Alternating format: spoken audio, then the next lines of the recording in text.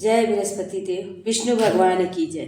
प्राचीन समय की बात है। भारत में एक राजा राज्य करता था। वह बड़ा प्रतापी और दानी था। वह नित्य प्रति मंदिर में भगवत दर्शन करने जाता था।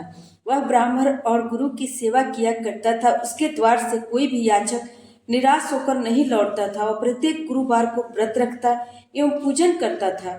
हर दिन गरीबों की सहायता करता था, परंतु यह सब बातें उसकी रानी को अच्छी नहीं लगती थी। वह न व्रत करती और न किसी को एक भी पैसा दान में देती थी। वह राजा से भी ऐसा करने से मना किया करती थी।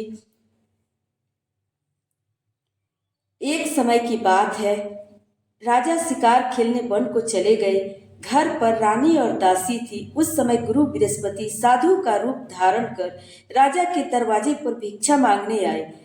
साधु ने रानी से भिक्षा मांगी तो वह कहने लगी, हे साधु महाराज, मैं इस दान्य और पुण्य से तंग आ गई हूँ। इस कार्य के लिए तो मेरे पति देव ही बहुत हैं।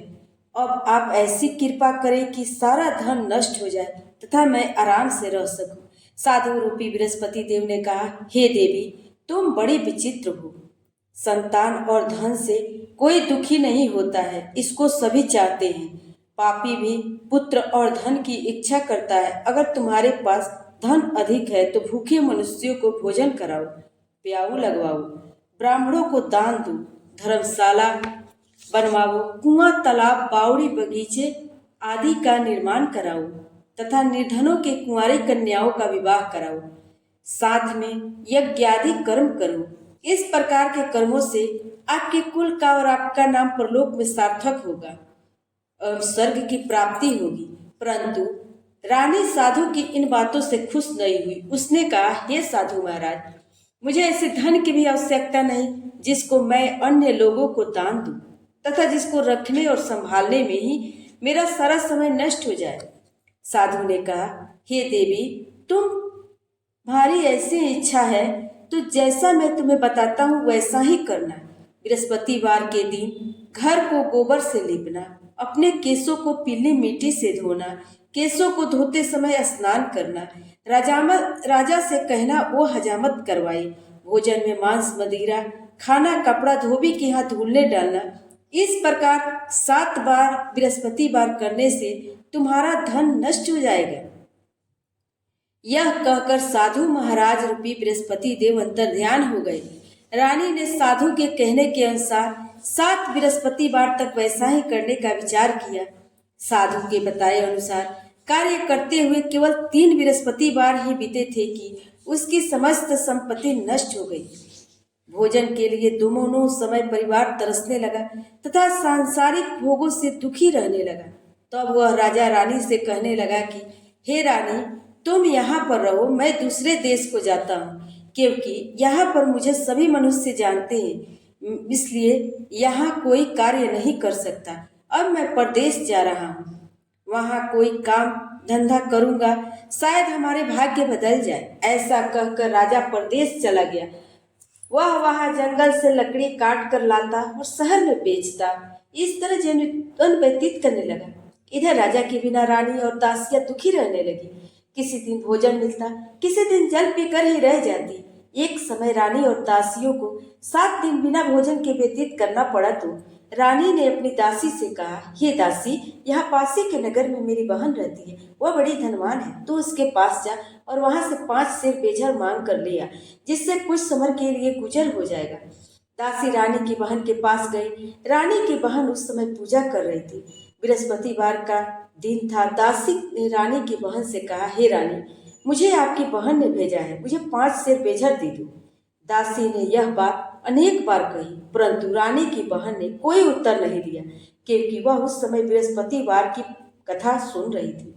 जब दासी को रानी की बहन से कोई उत्तर नहीं मिला तो वह बहुत दुखी हुई। उसे क्रोध भी आया और वह लौटकर रानी से बोली, हे रानी, आपकी बहन तो बहुत धनी है, वह छोटे लोगों से बात भी नहीं करती। मैंने उससे तो कहा तो उसने कोई उत्तर नहीं दिया, मैं वापस चली आई। रानी बोली, हे दासी, इसमें उसका कोई दोष नहीं है। जब बुरे दिन आते हैं तब कोई सहारा नहीं देता। अच्छे बुरे का पत्ता विपत्ति में ही लगता है। जो ईश्वर की इच्छा होगी वही होगा। यह सब हमारे भाग्य का दोष है। उधर रानी की बहन ने सोचा कि मेरी बहन की दासी आई थी, परंतु उससे नहीं बोली, इससे वह बहुत दुखी हुई होगी। इस कथा को सुन और विष्णु भगवान का पूजन समाप्त कर वह अपने बहन के घर आई और कहने लगी, हे बहन, मैं बृहस्पतिवार का व्रत कर रही थी। तुम्हारी दासी हमारे घर गई थी, परंतु जब तक कथा होती है तब तक हम लोग न उठते हैं न बोलते हैं, इसलिए मैं नहीं बोली। कहो दासी, क्यों गई थी? रानी बोली, बहन, हमारे घर अनाज नहीं था। वैसे तुमसे कोई बात छिपी नहीं है, इस कारण मैंने दासी को तुम्हारे पास 5 सेर बेजा लेने के लिए भेजा था। रानी की बहन बोली, बहन देखो, बृहस्पति भगवान सबकी मनोकामना पूर्ण करते हैं। देखो, शायद तुम्हारे घर में अनाज रखा हो। यह सुन दासी घर के अंदर गई और वहां उसे एक घड़ा बेजर का भरा मिल गया। उसे बड़ी हैरानी हुई क्योंकि उसने एक एक बर्तन देख लिया था। उसने बाहर आकर रानी को बताया। दासी अपनी रानी से कहने लगी, हे रानी, देखो, वैसे जब हमको अन्न नहीं मिलता था तो हम रोज ही व्रत करते हैं। अगर इस व्रत की विधि और कथा पूछ ली जाए तो हम भी किया करेंगे। दासी के कहने पर रानी ने अपनी बहन से बृहस्पतिवार व्रत के बारे में पूछा। उसकी बहन ने बताया, हे रानी बहन, बृहस्पतिवार को सूर्योदय से पूर्व उठकर स्नान करके बृहस्पतिवार का व्रत करना चाहिए, लेकिन उस दिन सिर नहीं धोना चाहिए। बृहस्पतिवार के व्रत में चने की दाल व मुनाका से विष्णु भगवान का केले के वृक्ष की जड़ में पूजन करें तथा दीपक जलाएं। उस दिन एक ही समय भोजन करें। भोजन पीले खाद्य पदार्थ का करें और कथा सुने। इस प्रकार करने से गुरु भगवान प्रसन्न होते हैं, अन्न पुत्र धन देते हैं, मनोकामना पूर्ण करते हैं। व्रत और पूजन की विधि बताकर रानी की बहन अपने घर लौट आई। रानी और दासी दोनों ने निश्चय किया कि बृहस्पति देव भगवान का पूजन जरूर करेंगे। 7 दिन बाद जब बृहस्पतिवार आए तो उन्होंने व्रत रखा। घुड़साल में जाकर चन्ना गुड़ बीन लाई और उसकी दाल से केले की जड़ तथा विष्णु भगवान का पूजन किया। अब पीला भोजन कहाँ से आए? दोनों बड़ी दुखी हुई, परंतु उन्होंने व्रत किया था, इस कारण बृहस्पति भगवान प्रसन्न थे। एक साधारण व्यक्ति के रूप में वे 2 थालों में सुंदर पीला भोजन लेकर आए और दासी को देकर बोले, हे दासी, यह भोजन तुम्हारे और रानी के लिए है, तुम दोनों करना। दासी भोजन पाकर बड़ी प्रसन्न हुई। रानी से बोली, रानी जी, भोजन कर लो। रानी को भोजन आने के बारे में कुछ पता नहीं था, इसलिए वह दासी से बोली, जा तू ही भोजन कर, क्योंकि तू हमारी व्यर्थ में हंसी उड़ाती है। दासी बोली, एक व्यक्ति भोजन दे गया है। रानी कहने लगी, वह भोजन तेरे लिए दे गया है, तू ही भोजन कर। दासी ने कहा, वह व्यक्ति हम दोनों के लिए 2 थालों में भोजन दे गया है, इसलिए मैं और आप दोनों ही साथ साथ भोजन करेंगे। दोनों ने गुरु भगवान को नमस्कार कर भोजन प्रारंभ किया। उसके बाद से वे प्रत्येक बृहस्पतिवार को गुरु भगवान का व्रत और पूजन करने लगी। बृहस्पति भगवान की कृपा से उसके पास धन हो गया, परंतु रानी फिर पहले की तरह आलस्य करने लगी। तब दासी बोली, देखो रानी, तुम पहले भी इसी प्रकार आलस्य करती थी। तुम्हें धन के रखने में कष्ट होता था, इस कारण सभी धन नष्ट हो गया। अब गुरु भगवान की कृपा से धन मिला है तो तुम्हें बड़ी आलस्य होती है। बड़ी मुसीबत के बाद हमने धन पाया है, इसलिए हमें दान पुण्य करना चाहिए। भूखे मनुष्यों को भोजन कराओ, प्याऊ लगवाओ, ब्राह्मणों को दान दो, कुआं तालाब बावड़ी आदि का निर्माण कराओ, मंदिर परसाला बनवा कर दान दो, ब्राह्मणों को दान दो, कुआं तालाब बावड़ी, कुंवारी कन्याओं का विवाह करवाओ, धन को शुभ धर्म कर्मों खर्च करो, जिससे तुम्हारे कुल का यश बढ़े और स्वर्ग प्राप्त हो और पितृ प्रसन्न हो। दासी की बात मानकर रानी ने इसी प्रकार कर्म करने प्रारंभ किए, जिससे उसका काफी यश फैलने लगा। एक दिन रानी और दासी आपस में विचार करने लगी कि न जाने राजा किस दशा में होंगे, उनकी कोई खोज खबर नहीं है। गुरु भगवान ने उनसे उन्होंने प्रार्थना की और भगवान ने रात्रि में राजा से स्वप्न में कहा, हे राजा, उठ, तेरी रानी तुझको याद करती है, अब अपने देश को लौट जा। प्रातः काल राजा उठकर जंगल से लकड़ियां काटकर लाने के लिए जंगल की ओर चल पड़ा। जंगल से गुजरते हुए वह सोचने लगा, रानी की गलती से उसे कितने दुख भोगने पड़े। राजपाट छोड़कर उसे जंगल में आकर रहना पड़ा। जंगल से लकड़ियां काटकर उन्हें बेचकर गुजारा करना पड़ा। उसी समय उस जंगल में बृहस्पति देव साधु का रूप धारण कर आए और राजा के पास आकर बोले, हे लकड़हारी, तुम इस सुनसान जंगल में किस चिंता में बैठे हो, मुझे बताओ। यह सुन राजा के नेत्रों में जल भर आया और साधु की वंदना कर बोला, हे प्रभु, आप सब कुछ जानने वाले हैं। इतना कहकर राजा ने साधु को अपनी संपूर्ण कहानी सुना दी। महात्मा दयालु होते हैं। वे राजा से बोले, हे राजा, तुम्हारी पत्नी ने बृहस्पति देव के प्रति अपराध किया था, जिस कारण तुम्हारी यह दशा हुई। अब तुम किसी प्रकार की चिंता मत करो, भगवान तुम्हें पहले से अधिक धन देंगे। देखो, तुम्हारी पत्नी ने बृहस्पतिवार का व्रत प्रारंभ कर दिया है अब तुम भी बृहस्पतिवार का व्रत करके चने की दाल व गुड़ जल के लोटे में डालकर केले का पूजन करो, फिर कथा कहो और सुनो। भगवान तुम्हारी सभी मनोकामनाओं को पूर्ण करेंगे। साधु को प्रसन्न देखकर राजा बोला, हे प्रभु, मुझे लकड़ी बेचकर इतना पैसा नहीं बचता जिससे भोजन करने के उपरांत कुछ बचा सकूं। मैंने रात्रि में अपनी रानी को व्याकुल देखा है। मेरे पास कोई साधन नहीं जिससे समाचार जान सकूं। फिर मैं बृहस्पति देव की क्या कहानी कहूँ, मुझको तो कुछ भी मालूम नहीं। साधु ने कहा, हे राजा, तुम किसी बात की चिंता मत करो। बृहस्पतिवार के दिन तुम रोजाना की तरह लकड़ियां लेकर शहर में जाओ। तुम्हें रोज से दुगुना धन प्राप्त होगा, जिससे तुम भली भांति भोजन कर लोगे तथा बृहस्पति देव की पूजा का सामान भी आ जाएगा। बृहस्पति देव की कहानी।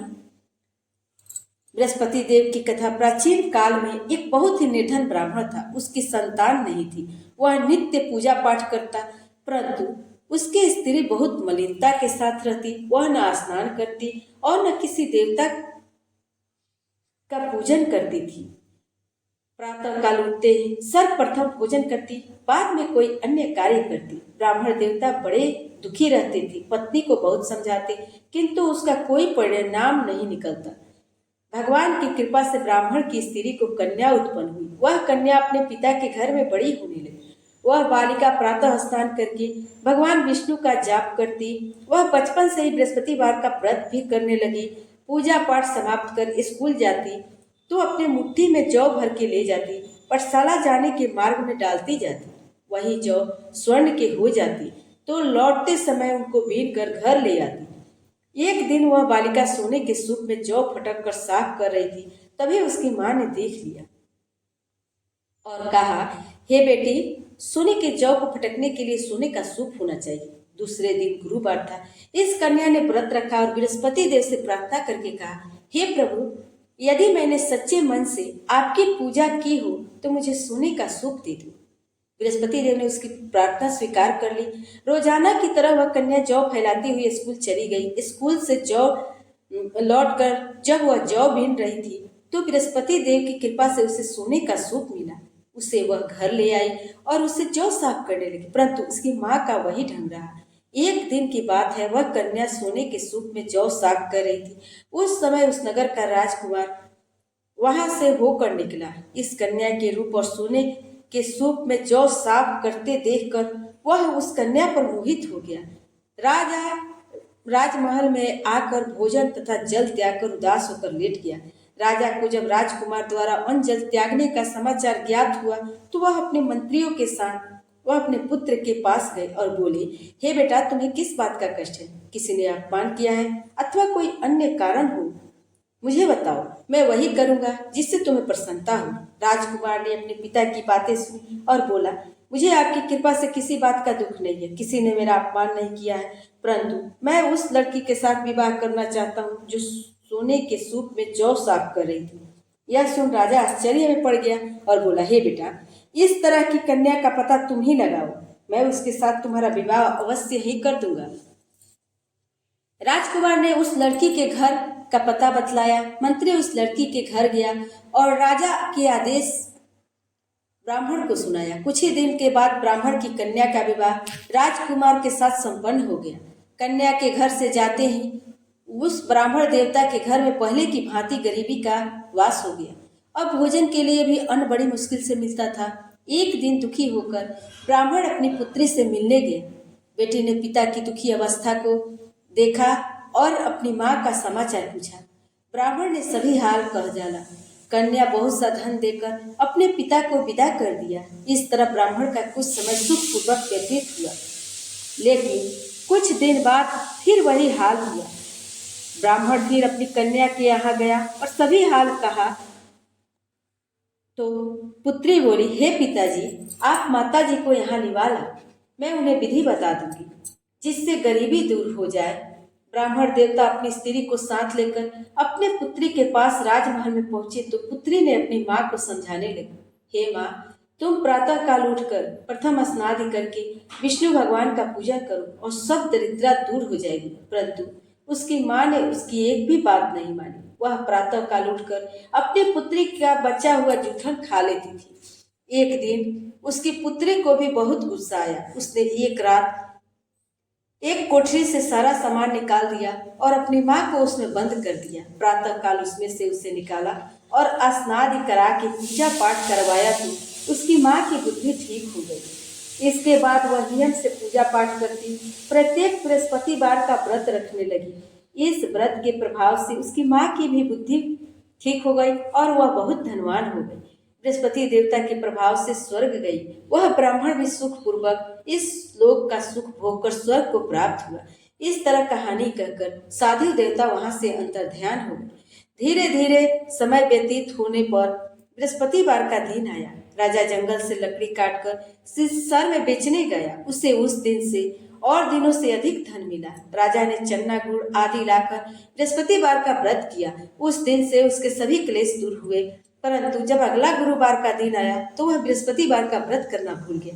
इस कारण बृहस्पति भगवान नाराज हो गए। उस दिन उस नगर के राजा ने विशाल यज्ञ का आयोजन किया तथा वह अपने समस्त राज्य में घोषणा करवा दी, कोई भी मनुष्य अपने घर न भोजन बनावे न आग जलावे। समस्त लोग मेरे यहाँ भोजन करने आवे। इस आज्ञा को जो न मानेगा उसको फांसी की सजा दी जाएगी। राजा की आज्ञा अनुसार राज्य के सभी वासी राजा के भोज में सम्मिलित हुए, लेकिन लकड़हारा कुछ देर से पहुंचा, इसलिए राजा उसको अपने साथ महल में ले गए। जब राजा लकड़हारे को भोजन करा रहे थे तो रानी की दृष्टि उस खूंटी पर पड़ी जिस पर उसका हार लटका हुआ था। उसे हार खूंटी पर लटका दिखाई नहीं दिया। रानी को निश्चय हो गया कि मेरा हार इसी लकड़हारे ने चुराया है। उसी समय सैनिक बुलवाकर उसको जेल में डलवा दिया।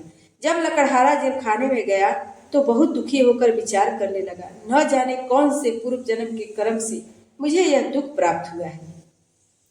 और उसी साधु को याद करने लगा जो जंगल में मिला था। तत्काल बृहस्पति देव साधु के रूप में प्रकट हो गए और उसकी दशा को देखकर कहने लगे, अरे मूर्ख, तूने बृहस्पति देवता की कथा नहीं कही, इस कारण तुझे दुख प्राप्त हुआ है। अब चिंता मत कर, बृहस्पतिवार के दिन जेल खाने के दरवाजे पर 4 पैसे पड़े मिलेंगे, उनसे तू बृहस्पति देव की पूजा करना तो तेरे सभी कष्ट दूर हो जाएंगे। अगले बृहस्पतिवार उसे जेल के द्वार पर 4 पैसे मिले। राजा ने पूजा का सामान मंगवाकर कथा कही और प्रसाद बांटा। उसी रात्रि को बृहस्पति देव ने उस नगर के राजा को स्वप्न में कहा, हे राजा, तूने जिस आदमी को जेल खाने में बंद कर दिया है वह निर्दोष है, वह राजा है, उसे छोड़ देना। रानी का हार उससे खूंटी पर लटका हुआ है, अगर तू ऐसा नहीं करेगा तो मैं तेरे राज्य को नष्ट कर दूंगा। राजा प्रातः काल उठा, खूंटी पर हार टंगा देखकर लकड़हारे को बुलाकर क्षमा मांगी तथा राजा के योग्य सुंदर वस्त्र आभूषण भेंट कर उसे विदा किया। गुरुदेव की आज्ञा अनुसार राजा अपने नगर को चल दिया। राजा जब नगर के निकट पहुंचा तो उसे बड़ा ही आश्चर्य हुआ। नगर में पहले से अधिक बाग, तालाब और कुएं तथा बहुत सी धर्मशालाएं या मंदिर आदि बने हुए थे। राजा ने पूछा कि यह किसका बाग और धर्मशाला है। तब नगर के सब लोग कहने लगे कि यह सब रानी और दासी द्वारा बनवाए गए हैं। राजा को आश्चर्य हुआ और गुस्सा भी आ गया। जब रानी ने खबर सुनी कि राजा आ रहे हैं तो उसने अपनी दासी से कहा, हे दासी, यह देख, राजा हमको कितनी बुरी हालत में छोड़ गए थे, वह हमारी ऐसी हालत देखकर लौट न जाए, इसलिए तू दरवाजे पर खड़ी हो जा। रानी की आज्ञा अनुसार दासी दरवाजे पर खड़ी हो गई। जब राजा आए तो उन्हें अपने साथ महल में लिवा लाई। तब राजा ने क्रोध करके अपनी तलवार निकाली और पूछने लगा, बताओ यह धन तुम्हें कैसे प्राप्त हुआ। तब रानी ने बताया, हमें यह सब धन बृहस्पति देव के व्रत के प्रभाव से प्राप्त हुआ है। राजा ने तब निश्चय किया कि 7 रोज बाद तो सभी बृहस्पति देव का पूजन करते हैं, परंतु मैं रोजाना दिन में 3 बार कथा कहूंगा और रोज व्रत किया करूंगा। अब हर समय राजा के दुपट्टे में चने की दाल बंधी रहती और दिन में 3 बार कथा कहता। एक रोज राजा ने विचार किया, चलो अपनी बहन के यहाँ से हो आवे। इस तरह निश्चय कर राजा घोड़े पर सवार हो अपनी बहन के यहाँ चल दिया। मार्ग में उसने देखा कुछ आदमी एक मुर्दे को लिए जा रहे हैं। उन्हें रोककर राजा कहने लगा, अरे भाइयों, मेरी बृहस्पतिवार की कथा सुन लो। वे बोले, लो, हमारा आदमी मर गया है, इसको अपनी कथा की पड़ी है। परंतु कुछ आदमी बोले, अच्छा कहो, हम तुम्हारी कथा भी सुनेंगे। राजा ने दाल निकाली और कथा कहानी शुरू कर दी। जब कथा आधी हुई तो मुर्दा हिलने लगा और जब कथा समाप्त हो गई, राम राम कहते हुए मुर्दा खड़ा हो गया। राजा आगे बढ़ा तो उसे चलते चलते शाम हो गई। आगे मार्ग में उसे किसान खेत में हल चलाता मिला। राजा उससे बोला, अरे भैया, तुम मेरी बृहस्पतिवार की कथा सुनो। किसान बोला, जब तक मैं तेरी कथा सुनूंगा तब तक 4 हरैया जोत लूं। जा अपनी कथा किसी और को सुनाना। राजा आगे चलने लगा। राजा के हटते ही बैल पछाड़ खाकर गिर गए और किसान के पेट में बहुत जोर से दर्द होने लगा। उसी समय किसान की पत्नी रोटी लेकर आई। उसने जब यह सब देखा तो अपने पुत्र से सब हाल पूछा। बेटे ने सभी हाल सुना दिया। बुढ़िया दौड़ी दौड़ी उस घुड़सवार के पास गई और उससे बोली, मैं तेरी कथा सुनूंगी, तू अपनी कथा मेरे खेत पर चलकर कह। राजा ने लौटकर बुढ़िया के खेत पर जाकर कथा कही, जिसके सुनते ही बैल खड़े हो गए तथा किसान के पेट का दर्द बंद हो गया। राजा अपनी बहन के घर पहुंच गया। बहन ने भाई की खूब मेहमानी की। दूसरे रोज प्रातः काल राजा जगा तो वह देखने लगा कि सब लोग भोजन कर रहे हैं। राजा ने अपनी बहन से पूछा कि ऐसा कोई मनुष्य है जिसने भोजन नहीं किया हो, जो मेरी बृहस्पतिवार की कथा सुन ले। तो बहन बोली, हे भैया, यह देश ऐसा ही है। पहले यहाँ लोग भोजन करते हैं, बाद में अन्य कोई काम करते हैं। अगर कोई पड़ोस में हो तो देख आती हूँ। ऐसा कहकर बहन देखने चली, परंतु उसे कोई ऐसा व्यक्ति नहीं मिला जिसने भोजन न किया। वह एक कुम्हार के घर गई, जिसका लड़का बीमार था। उसे मालूम हुआ कि उसके यहाँ 3 दिन से किसी ने भोजन नहीं किया है। रानी ने अपने भाई की कथा सुनने के लिए कुम्हार से कहा। वह तैयार हो गया। राजा ने जाकर बृहस्पतिवार की कथा कही, जिसको सुनकर उसका लड़का ठीक हो गया। अब तो राजा की प्रशंसा होने लगी। एक दिन राजा ने अपनी बहन से कहा, हे बहन, मैं अपने घर को जाऊंगा, तुम भी तैयार हो जाओ।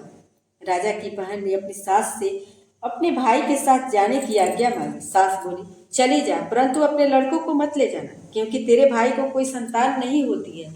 बहन ने अपने भाई से कहा, हे भैया, मैं तो चलूंगी, परंतु कोई बालक नहीं जाएगा। राजा ने कहा, जब कोई बालक नहीं चलेगा तब तुम ही जाकर ही क्या करोगी। दुखी मन से राजा अपने नगर को लौट आया। राजा ने अपनी रानी से कहा, हम निसंतान हैं, इसलिए कोई हमारे घर आना पसंद नहीं करता। इतना कह वह बिना भोजन किए सैया पर लेट गया। रानी बोली, हे प्रभु, बृहस्पति देव ने हमें सब कुछ दिया है, वे हमें संतान भी अवश्य देंगे। उसी रात राजा ने स्वप्न में कहा, बृहस्पति देव ने राजा को स्वप्न में कहा, हे राजा, उठ, सभी सोच को त्याग दे, तेरी रानी गर्भवती है। राजा को यह जानकर बड़ी खुशी हुई। 9वें महीने रानी के गर्भ से एक सुंदर पुत्र प्राप्त हुआ। जब राजा की बहन ने शुभ समाचार सुना तो वह बहुत खुश हुई और बधाई लेकर अपने भाई के यहाँ आई। तब रानी ने कहा, घोड़ा चढ़कर नहीं आई, गधा चढ़ के आई। राजा की बहन बोली, भाभी, मैं इस प्रकार न कहती तो तुम्हें औलाद कैसे मिलती। बृहस्पति देव ऐसे ही हैं, जिसके मन में जो कामनाएं रहती हैं सभी को पूर्ण करते हैं। जो सद्भावना पूर्वक बृहस्पतिवार का व्रत करता है एवं पढ़ता है और सुनाता है, दूसरों को सुनाता है, बृहस्पति देव उसकी सभी मनोकामनाएं पूर्ण करते हैं। बृहस्पति देव उसकी सदैव रक्षा करते हैं। जो संसार में सद्भावना व सच्चे हृदय से बृहस्पति देव का पूजन करते हैं, उनकी सभी मनोकामनाएं उसी प्रकार पूर्ण होती है। जैसे रानी एवं राजा बृहस्पति देव की कथा का गुणगान किया, उसकी सभी इच्छाएं बृहस्पति देव ने पूर्ण की। मनुष्य को हृदय में उनका मनन करते हुए जयकार करना चाहिए। बृहस्पति भगवान की जय। प्रेम से बोलिए विष्णु भगवान की जय, लक्ष्मी माता की जय। अब हम लोग आरती को सुनते हैं। ओम जय बृहस्पति देवा, ओम जय बृहस्पति देवा, छिने छिने भोग लगाऊं कदली फल मेवा। जय बृहस्पति देवा, तुम पूरन परमात्मा, तुम अंतर्यामी, जगत पिता जगदीश्वर, तुम सबके स्वामी। ओम जय बृहस्पति देवा।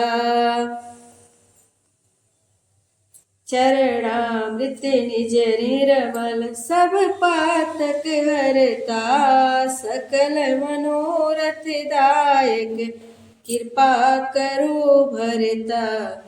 ओम जय बृहस्पति देवा, तन मन धन सब कुछ करे अर्प। जो जन शरण पड़े, प्रभु प्रकट तब होकर आकर द्वार खड़े। ओम जय बृहस्पति देवा, दीन दयाल दयानिधि भक्तन हितकारी, सकल मनोरथ पाप दोष सब हरता, भव बंधन हारी। ओम जय बृहस्पति देवा, सकल मनोरथ दायक सब संशय हारी। विषय विकार मिटाओ संतन सुखकारी। ओम जय बृहस्पति देवा, जो कोई आरती तेरी प्रेम सहित गावे, जेठानंद आनंद करे सो निश्चय फल पावे। जय बृहस्पति देवा, स्वामी जय बृहस्पति देवा। बृहस्पति देव की आरती समाप्त होती है। प्रेम से बोलिए विष्णु भगवान की जय, बृहस्पति भगवान की जय।